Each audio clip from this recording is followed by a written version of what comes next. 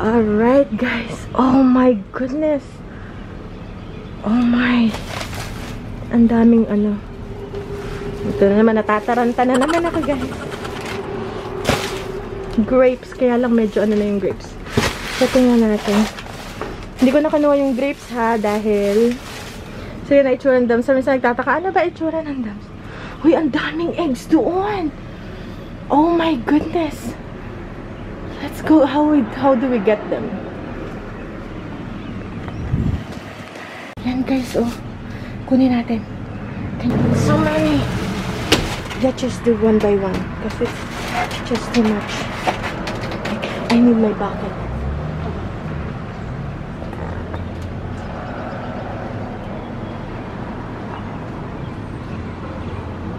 I'll do it.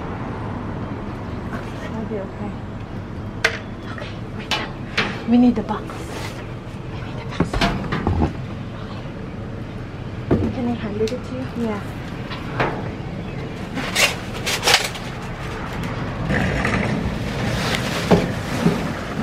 Alright guys, so ang ihol naman natin ngayon yung mga itlog na nakuha natin, guys. So, let's start. So, yung iba pinamigay ko na, pero tingnan nyo naman to. Tingnan nyo to, guys. Wow, magaganda pa. Okay. Alright, so, iwan ko lang siya dito sa labas. Okay. Alright. Okay. So, super beautiful pa siya. So, yan.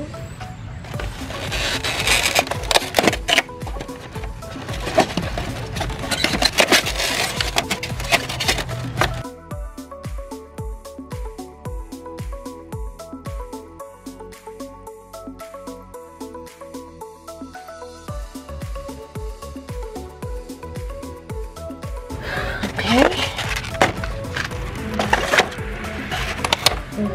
Wala siyang basag or anything.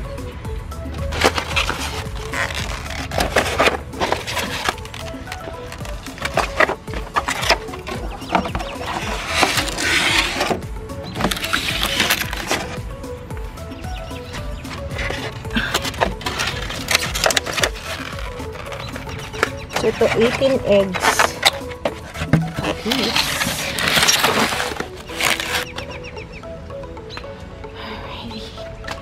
Ito pa, meron pa din tsaka ito. So, sinitingnan ko lang siya, binubuksan ko lang siya isa-isa para makita niyo, guys. Alright.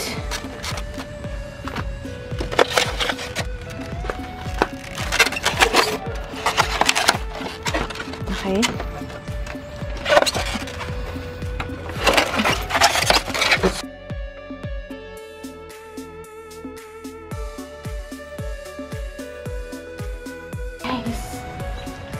Okay.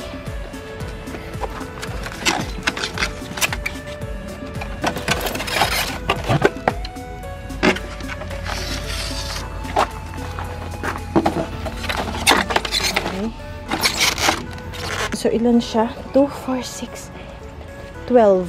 So, 15 siya, kaya lang natira na lang ay 12. So, yan. Ang ating itlog. Yan yung mga eggs natin. Yun lang yung nakuha natin dito sa dumpster na yun. And see you guys later. Hello guys! So kung matatandaan nyo, marami tayong nakuhang itlog. So today magagawa tayo ng leche flan. Tapos, ano pa bang gagawin ko? So, handa ko na yung ating mga ingredients. Sa leche flan ko, pag nagawa kong leche flan is 10 egg yolks, 1 cup of condensed, 1 cup of evaporated milk na may konting vanilla and lemon juice and konting salt. Yun lang, that's it. Mimix ko lang yun, tapos iwa-water bath natin sa oven. Tapos arnibal, so inumpisan ko na yung arnibal, guys. So yan, yung arnibal, isang ganito karaming asukal yung gagamitin ko. Kasi ang dami kong gagawin, kasi ang dami nating itlog. And sabi nung kaibigan ko, ni Pinay Nurse, is pwede mo siyang i-freeze, and then ito mo lang kung kailan mo gustong gamitin. And also, paggagawa ko rin namin yung kaibigan namin na nangangalkal din ng basura. Kasi yun yung nire-request nila palagi sa akin. Pag may potluck, is leche flan. So, since marami tayong itlog, paggagawa ko sila. So, ito guys yung ilan sa nakuha nating egg. So, para daw maklaman kung hindi na maganda yung egg, hindi na siya pwedeng gamitin, is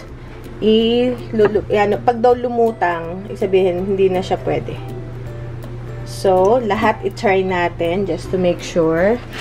Pag lumutang, hindi na pwede. It's a bad egg. Pag nag-sink, sabihin, okay pa siya. Oh, so far, lahat pa sila ay nakalubog. So, okay pa to lahat. Ay, ito, akala ko biak. Okay, pag lumutang siya, not good na. Okay? Pag nag-sink, okay pa.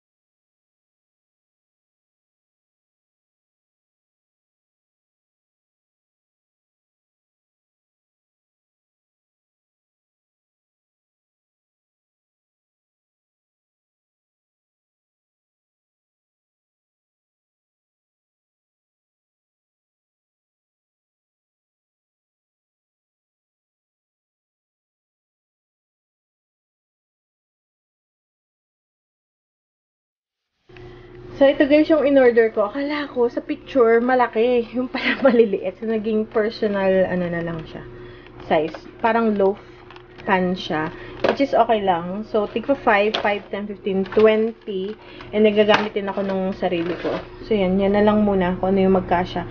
Pero if you feel ko siya hanggang dito sa taas. So, arrange ko lang siya dito guys.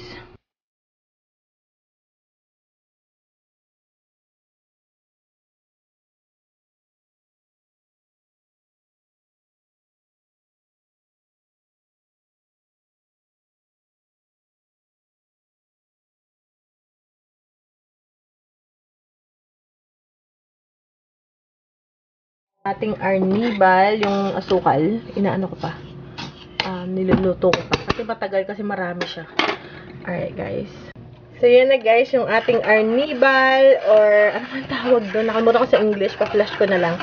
So yun yung pang ano natin sa ilalim ng ating pan ng leche flan. Okay?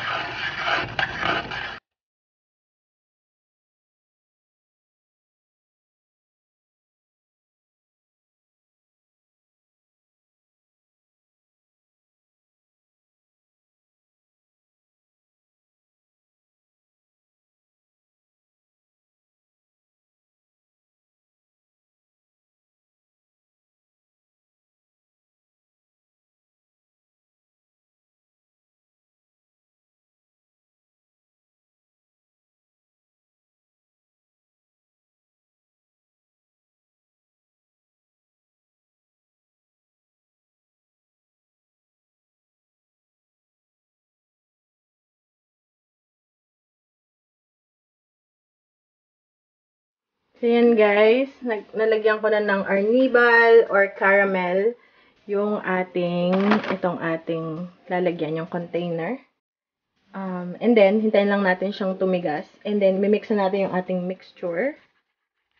Alright guys, let's start. 1 can of condensed milk. 1 can of evaporated milk. So, yan lang yung ating mixture. Pero marami akong gagawin. Ilang batch yun. Pero 10 egg yolks with 1 evaporated milk. 1 can of condensed milk. And also, itong vanilla, konting. A little bit of vanilla. A little bit of itong lemon. Alright guys, so let's start.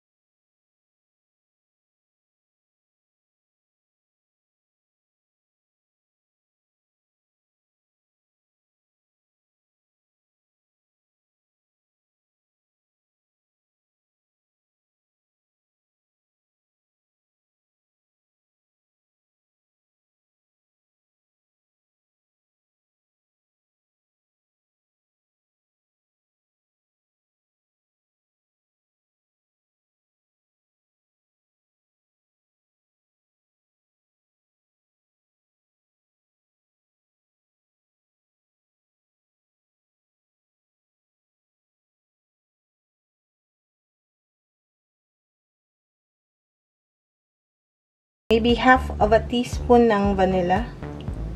Konti lang.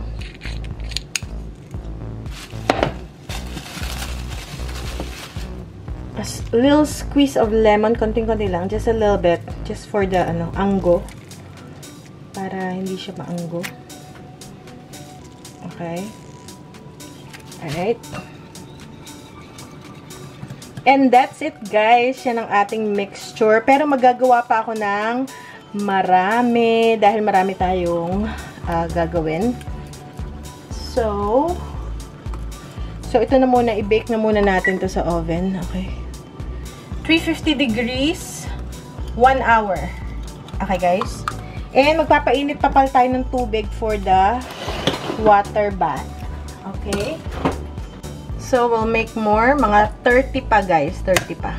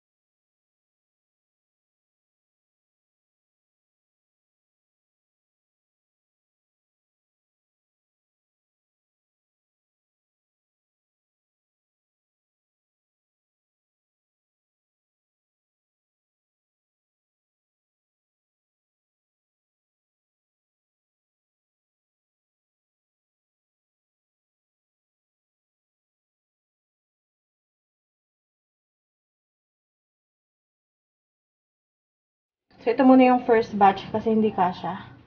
So, magtatatlong batch tayo, guys.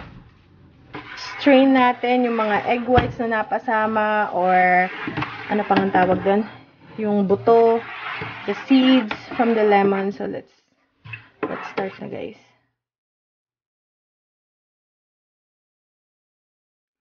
Tsaka gusto natin, smooth yung ating mixture. Okay, I think okay na yung dalawang scoop. Next naman.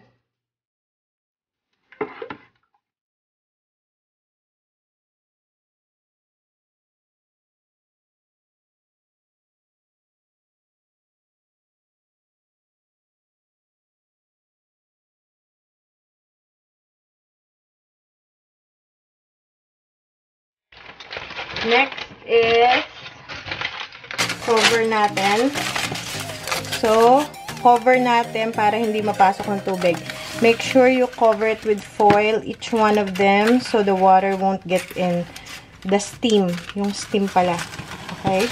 So, ito yung mga nire-reuse ko na mga foil ko pag nagbe-bake ako, tapos nililinis ko lang siya and perfect siya pag nagla-leche flan, pag ganito. So, nire-use ko lang to, ni-recycle ko tong aking from my previous na luto-luto.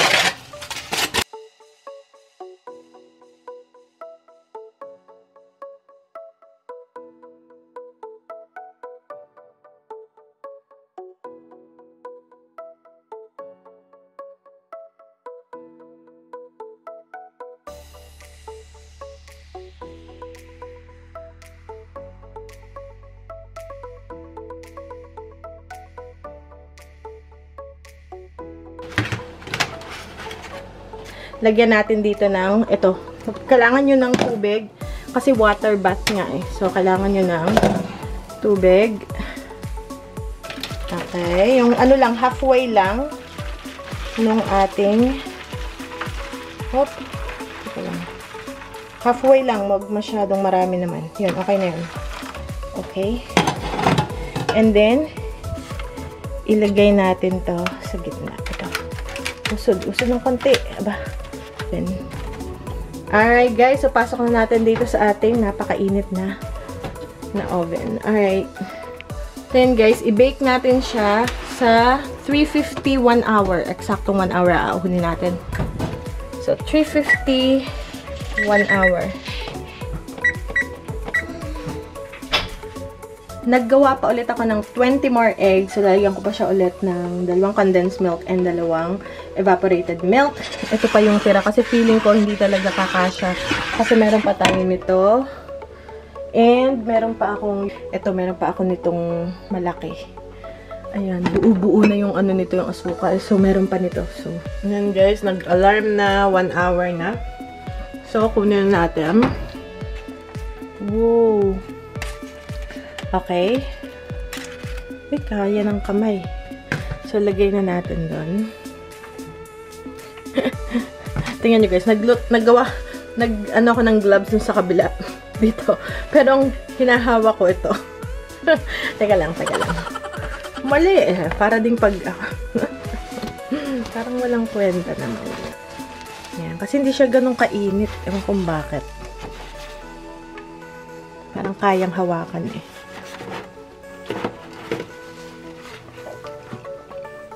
Magbukas tayo ng isa. Ayan guys. So, dapat hindi siya, ayun oh, yung firm siya. Firm. Tapos, pag tinusok mo siya ng toothpick, it should be, ano, parang clean.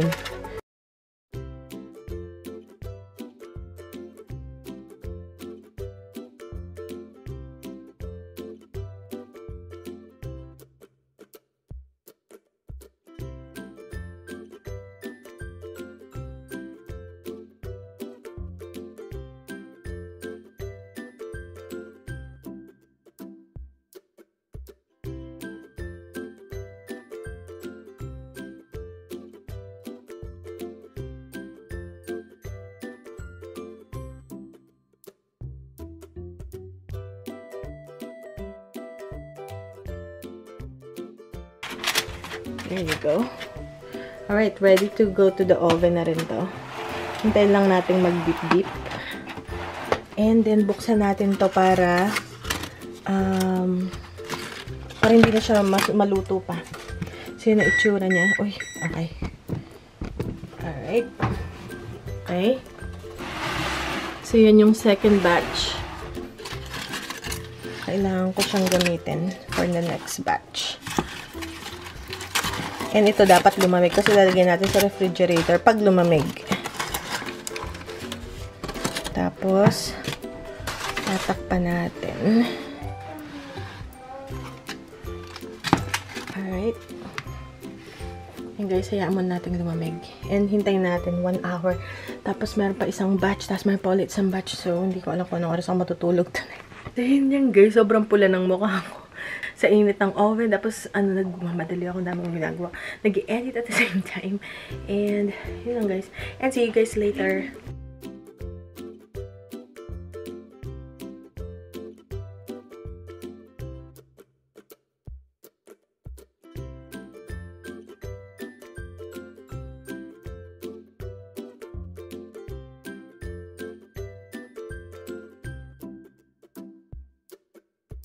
So, yan guys, as may cover siyang plastic, lagay ko na siya sa fridge. Ayan, pasensya na kalat-kalat kasi nagdoble-doble yung takip. So, lagay na natin siya sa fridge.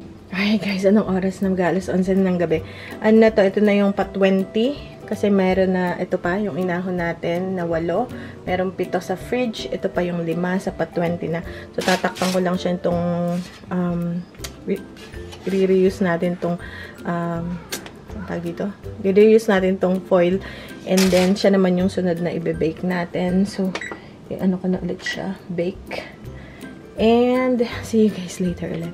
Ito na guys, yung last, pang 20. Bebake lang natin sa oven. Tanggalin ulit natin yung taklog.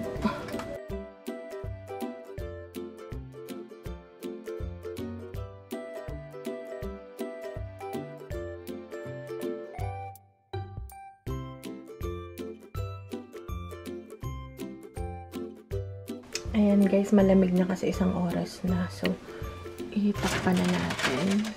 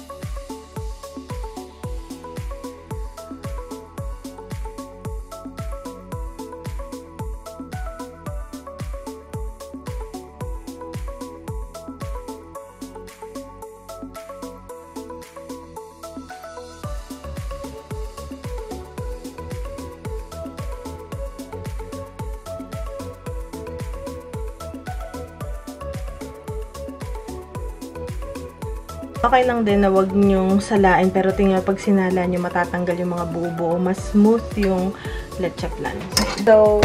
So yung nagamit natin is mga 60 eggs.